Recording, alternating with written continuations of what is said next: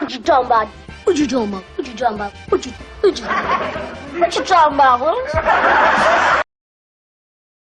Just 70 miles south of Birmingham, Alabama lies Moundville Archaeological Park. Moundville was a major center before European contact. The lifestyle mannequins pictured here are the forebears of the indigenous people who live there to this very day. I contacted the museum and asked how long had these mannequins been part of the exhibit. I was informed that they had been there since the early 70s. What? What? What? What you talking about, Willis? Kinda like going from this to that. In his book, Confederate Currency, The Color of Money, the author John Jones showed how the black Negro Americans were used on the money in the southern states. Question: would Europeans drag people from halfway around the world, then put them on their currency? Of course not. They were trying to get the indigenous people to use money because they have never used it before. So adding them on the money made the Amerindians think that they were becoming part of a European economic system, when in reality it was used to steal their earth. It is important to keep in mind that at this time the Europeans thought that the world was flat, but when they got to the Americas, that notion was immediately discarded. We all know that very bright talents may be lodged under a very dark skin. William Byrd, 1728. William Byrd was a tobacco planter in Virginia. When he talks about dark skin, who is he alluding to? Well, let's take a look. This photo shows how an original work can be transformed throughout the years. The first female is the prototype of the so-called African American female. The second image shows you the same drawing, but major changes have occurred. Her hair is different, her skin is a little lighter, her features different, her clothes are different. The third drawing is a 180-degree shift from the first two. It is here where the African American history begins. First, the image is looking away from what the first two images are looking at. Second, the third female looks like she's not even from America. She looks like she can be from almost anywhere: India, Asia, Middle East, etc. Though she is a copy of the first two females, the third image has pearls on her neck. Pearls are not the preeminent jewelry among North American Amerindian females. They have many choices, mainly cloth, silver, gold, turquoise, obsidian, animal teeth, and a host of other minerals that the earth produced. This female is from the continent of Africa. When you compare her to the indigenous American females, right away you can see the differences. The African female is of a brown hue, obviously because she lives on the equator where the sun feels like it's in your lap. Also, most of Africa is desert and plains. They live in a completely different environment than the people of North America. This late 1700s drawing of the reconciliation between Britannia and her daughter America should pose some serious questions. How did America get to become Britain's daughter if America was here before Britain even knew she existed? Why is America surrounded by English, Spanish, French, and Portuguese men?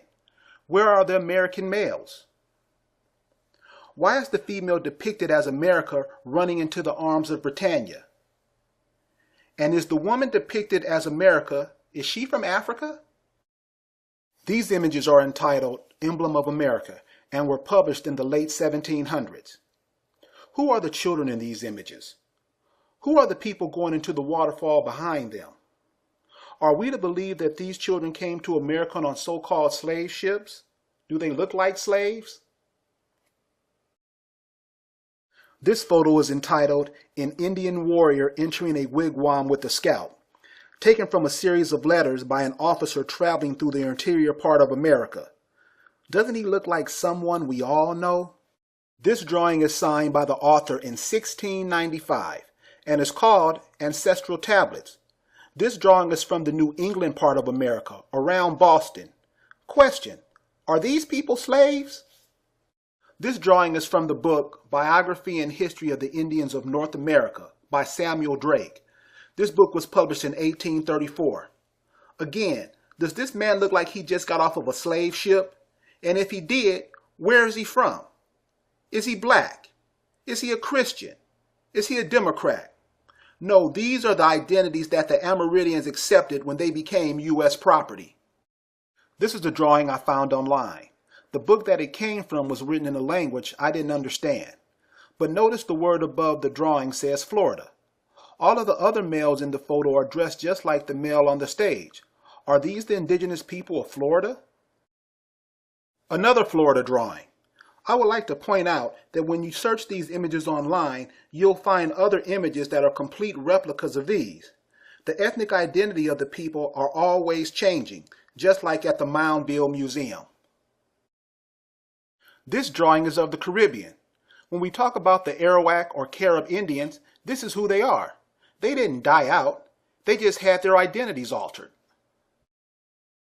This is an early map of Paraguay in South America. Notice the indigenous people being depicted here. Notice the animals that they are with. Are those the same animals that one would find on the continent of Africa?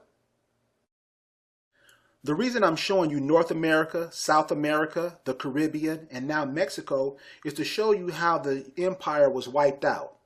The Anasazi race are the indigenous people of America. America is the landmass and the people were the Anasazi.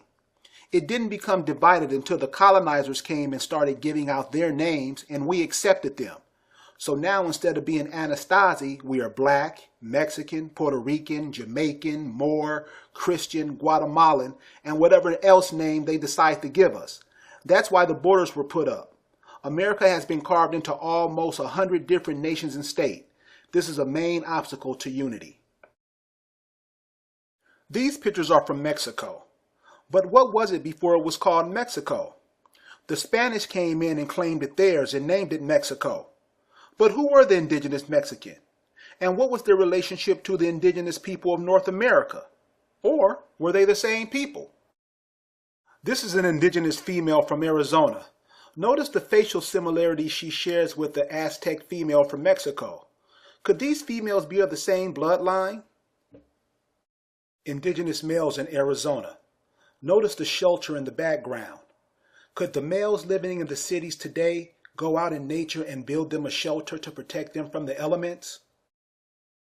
These last drawings are off the coast of California.